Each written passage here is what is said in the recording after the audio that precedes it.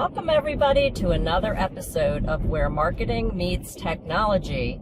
Today I'm on the road with Digital Dave because it's a crappy weather day here in the DC area. You can probably see that through my window. But me and Digital Dave, we've got some fun going on today. We are heading out to buy wine, then we're going to go to the mall, and then we're going to do some shopping at IKEA. But you probably don't care too much about that. What you do care about is what we're talking about today, which is how you as a small business owner can leverage the power of AdWords. Hi, I'm Small Business Stacey. I'm Digital Dave. Where marketing meets technology. And my guest today, Digital Dave, is going to share some great examples of how we've been doing that in our coffee and smoothie business. How you doing, Digital Dave? Doing great, Stacey. Happy rainy Sunday. Yeah, well, that's the nice thing about AdWords is that, people are always going online to search for things, right? Whatever it is. In our business, it's tiki bars and coffee and smoothie bars. And so you want to get found. And running AdWords is a great way to do that. But we hear so many small business owners tell us, well, it's like flushing money down the toilet, right? Because I'm putting a lot of money in, but I'm not seeing a lot of money come out. So what would you tell them? Well, Stacey, I would say that, the first thing you want to do, and I'll just share the example of our coffee and smoothie AdWords account, is that Google made some changes last year, towards the end of the year, not just on SEO, but I think also the way that they decide on, how to most appropriate the people that are advertising through AdWords. And we noticed that on our coffee and smoothie business that our AdWords account that we had been running for years and years and years, that was giving great returns, getting great conversion rates, had all of a sudden started to deteriorate. We were paying a very large amount per click compared to what we used to, and we noticed that our conversions were dropping as well. And so really what I want to focus on this episode is that the lost art of AdWords. And I think everybody has kind of given up on AdWords a little bit these days, but I'm here to tell you, you shouldn't. So after, looking at this for a while, I was researching it and I was, walking through our AdWords account and I'm, looking at, everything, and I'm really, trying to study like, why did this change? And, I noticed some things that, we weren't doing as well as we should that really affected the way that we were getting positioned by Google in our AdWords. And I want to talk a couple minutes about this. But before I do, I want to ask you a question, Stacey. What's your take on AdWords? AdWords. Well, it's kind of, I think, like a necessary evil. I don't think it's a strategy that a small business owner should completely rely upon. But you have to understand that people will search online for you. Now, when you were talking about, how we were paying a lot per click, let's get into a little bit more detail about that. I mean, we were finding that for a term like smoothie catering, we were paying between $6 and $10 a click.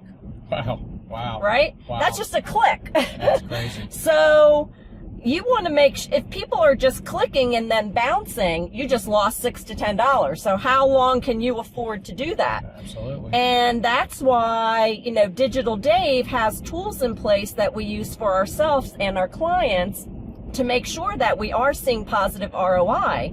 And, like you said, Digital Dave, you notice some trending downward types of things. Now, you say, what do I think about it? Well, it's funny because the rules constantly change. It's almost, you feel like it's impossible to keep up with it. I mean, as we're recording this, there are some major changes going on with Facebook talking about that, right? With privacy. Right. Yeah, with privacy and even being able now to advertise. They've taken away a lot of the APIs and things that you can do. So, you never want to hang all of your marketing time, effort, and money into just one strategy. I think it's really important to diversify. And, AdWords should just be a small piece to drive traffic. To get more specific of how we do it in our coffee and smoothie business, I'm actually in the process of writing an article right now for GKIC on generational marketing. And while most people, they get that there's different generations right now, there's the baby boomers and Gen X and the millennials, and you may think that, oh, well, I just need to market to all those groups differently. We, in our coffee and smoothie business, we actually take a different approach because we don't want to be everything to everybody. We know who our key avatar is, right? Those HR managers in the corporate world. So in a way, that's a positive thing because it means that we then don't have to invest in the newest, greatest, fastest technology. But, relating it back to AdWords, we know that some people are still going to go online to search for us, and we want to get found. The key thing is that we want to do it in a cost-effective way. So I'm rambling on. I'm going to turn it back to you, and maybe you can then talk about how do we in our coffee and smoothie business leverage it so that we are seeing positive ROI. Yeah, great, Stacey. That was great information, and you're right. This is always changing, and I 100% agree with your statement about you definitely don't want to be hanging your hat on any given platform 100%. You really need to be leveraging several platforms, and one of the ones that we did a really good job with for a long time, and we really got a great ROI from was AdWords. However, the world changes, and so when we started looking at $6 to $10 a click, and not just $6 to $10 a click, but also that we were not being placed number one. We were competing against some people that we had never seen before in our industry. So it was interesting that there's some conglomerates out there that sell advertising for many people who are in the catering business, where they can, put up a keyword like smoothie catering and have 20 clients or 30 clients that they're divvying out the results to, so they could afford to bid a much higher rate. We could not afford to compete on that. So what we did was we went back to our AdWords account, and this is the lost art of AdWords, and we said, what can we do to be able to compete with this new player and to get reasonable per click and conversion rates? So the first thing we did is we looked at our keywords, and we revamped all of our keyword lists, and we really focused in on our avatar, and we really focused in on more longer tail keywords that we knew from many years of being in the business that people would search for, like smoothie catering in Maryland, smoothie catering in Bethesda. Things that were a little bit more unique that we felt that this bigger player wouldn't be trying to maximize in their AdWords campaign. So we went to a more longer tail approach and looked for things that were more at the point of sale type of things than just smoothie catering.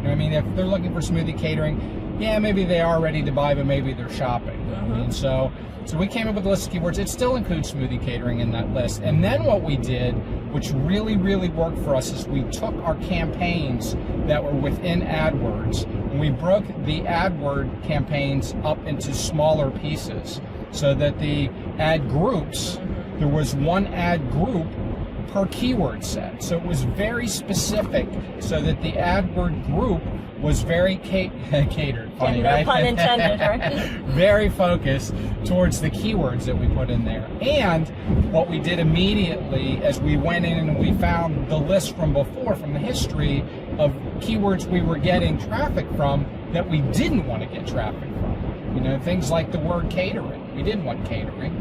It's too broad. Party rentals, for some reason, we would come up under party rentals. We're not renting smoothie equipment. We're selling a catering service. So we went and revamped all of our ad groups, our keywords, and now what we're focused on is reducing and eliminating negative keywords as they come up so that we are only getting traffic for very, very specific keywords that we want. And here's the great thing, Stacey. Here's the great thing, which I think you'll even be shocked about.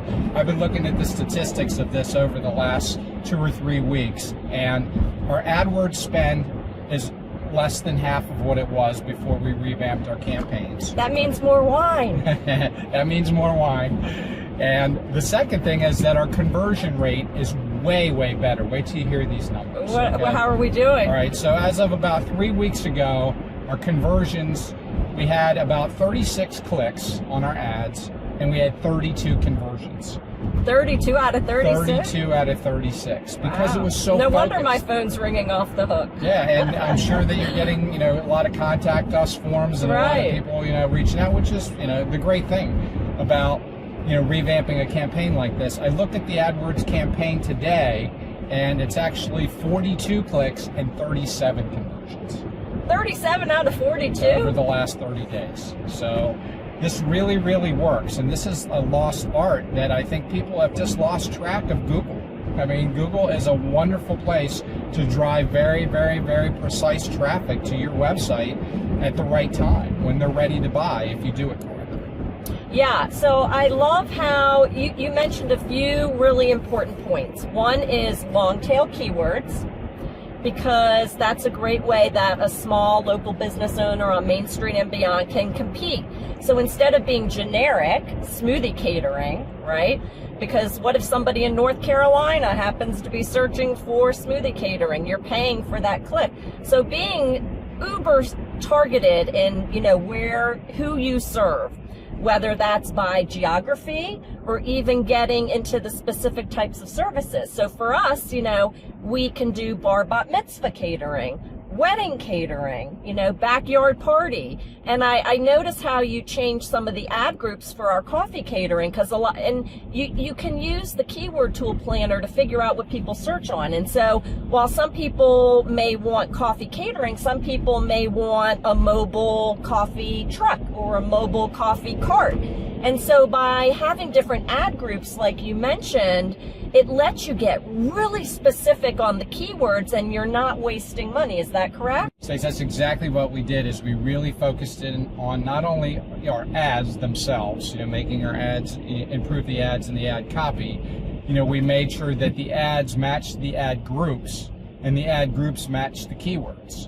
So we took it all the way down, from the top level down. And I think one of the bigger things that we did that really, really helped is removing the negative keywords. Oh, talk about that. People forget about this, okay? And that's, where I said that, the thing about negative keywords is sometimes those are the most clicked on.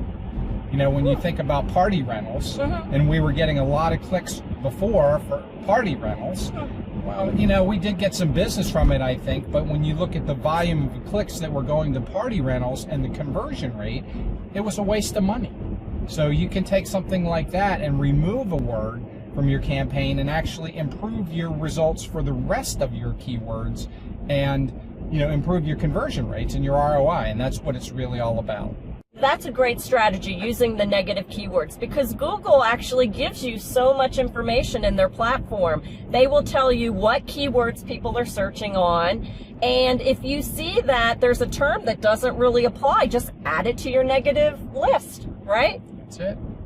Well, Dave, any other strategies that, a small business owner, what metrics should they look at? Or, a lot of people who come to us are sort of new to AdWords. How can they leverage what they're doing? All right, Stacey, that's a great question, of course, is, how do you get started with AdWords and what are the metrics? Yeah. And what I'll say is that, the key metric to any advertising campaign is ROI. Yeah. Okay? ROI is hard to quantify, but let me ask you a question, okay? You tell me. If we got 37 conversions out of 42, tell us or tell your listeners what that can mean in terms of dollars to your catering business. Well, exactly, Dave, because even if we are paying $6 to $10 a click, which through your great marketing, we're now doing half of that. But even if we were paying $10 a click, an average catering job for us is well over $600. Wow, $600. Okay. So would you spend $6 to make $600? Yeah, you would say wash, lather, rinse, repeat as many times as you can, right? But if you're spending $6 to bring in something that's not converting, then yeah, I think that's where a lot of small business owners are getting frustrated. So you're right, it's absolutely about the ROI. Stacey, thanks for clarifying. Now I want to put this in real dollar terms for everybody, to understand what this means, just for our coffee and smoothie business. That let's say that we only, conversion to us means that they've contacted us, they're interested in a catering job, right? Okay. And our average close rate on these types of leads, whether it's a phone call or whether it's a contact form, is probably 50 to 60%, right? Right. Okay, so let me use 50%. I'm going to do some math here for everybody to understand, if you do this right, how well this can improve your ROI, which is really what it's about. We received what? 37? Okay, out of 42. So let's take half of 37. What's half of 37? We'll just use 18, okay? So we're going to get 18 sales at $600 per sale. Right. Okay, so what is that, 10 grand? That's a good amount of money. Yeah, that's 10 a lot grand, of wine. okay? You know how much these cost us? What we're spending in AdWords? Yep. I think the most we spend a month is about $500, right? Our current ad spend is $150. Wow. Wow. Yeah. So, we're spending $150 to potentially get a $10,000 return. Now that, of course, we got to go do the work. So there's work involved in that. But my point is that the lost art of AdWords has not disappeared. It is still here, people.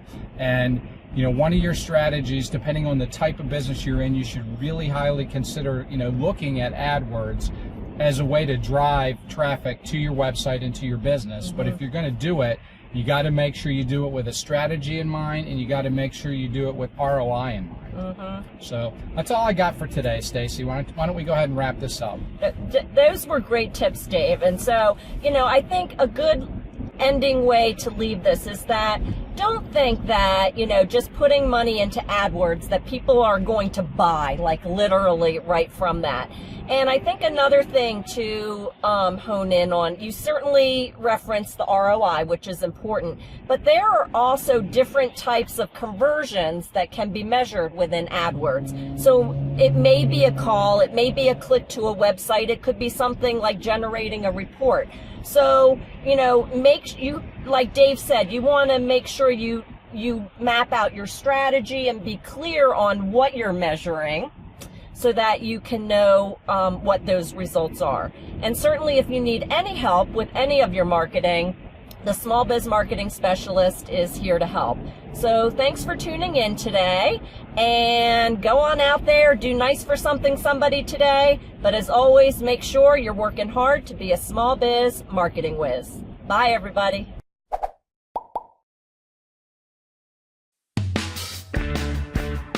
This podcast was brought to you by Small Business Stacey, the Small Biz Marketing Specialist.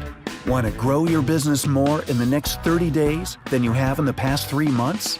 Get your free marketing plan at smallbizmarketingspecialist.com. That's small, B-I-Z, marketingspecialist.com.